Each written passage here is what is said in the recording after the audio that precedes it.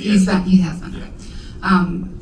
What was the kind of, he seems to me from watching the show like he maybe has the most emotional journey, and maybe it's because of his emotional insofar as like his decision making around, he feels more conflicted to me about some of the decisions. And maybe it's just the way that you're able to act with your eyes or what have you. But what did you come to learn about Henry, and like what was his approach to the job? Yeah, that's interesting. I mean, I think we're all conflicted. All of the characters are conflicted. Henry does have a tension, that's pulling him between his work and his home life. That's true. But at the same time, I think that he seems like very much, kind of riffing off what Richard said a bit, he's very much a company man. He's a guy who I think treasures his own professionalism, and that was kind of important for me to focus on. I wanted to make sure that this guy was competent, that he's there not because somebody did him a favor. He's there because he's good at what he does. He takes it seriously. He's not a politician. He's a serious person relative to the government and governance. It's not a game for him, but it's a calling.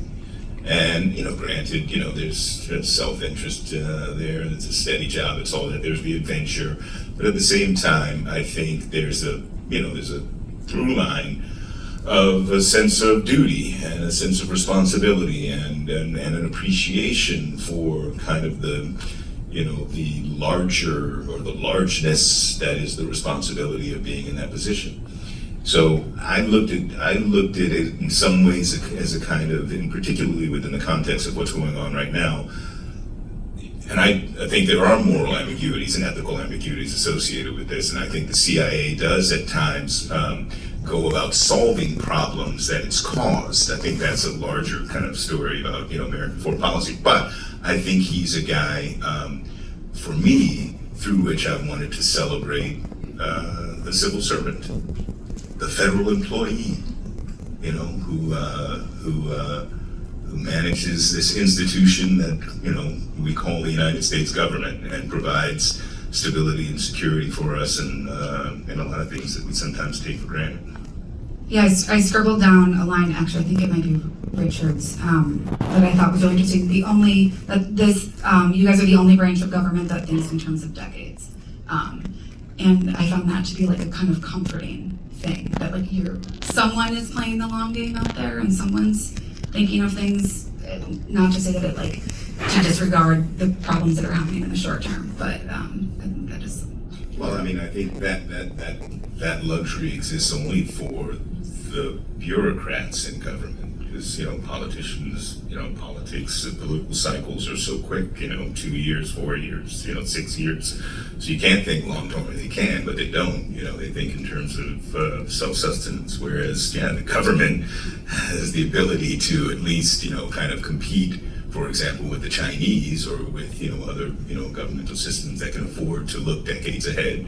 Yeah, certainly within, this agency, it would probably be within their, it would probably be the healthy thing, within their own self-interest. Yeah, not to be flitting around from one thing to another. But they do that too. But yeah, they do have that luxury, though, I think. Well, these are the guys who would be fired now. Yeah. There's a guy who Season 2 is just like an empty office. memories. Season 2 will be the three of us on a beach somewhere. In Mexico. Jodie, so I want to know what you knew about your character when you signed on, and maybe you watched the French version to kind of get an idea of how the character and her storyline is like unfurled and revealed, right? Because it becomes a lot more complex as you go through the season. So kind of what did you know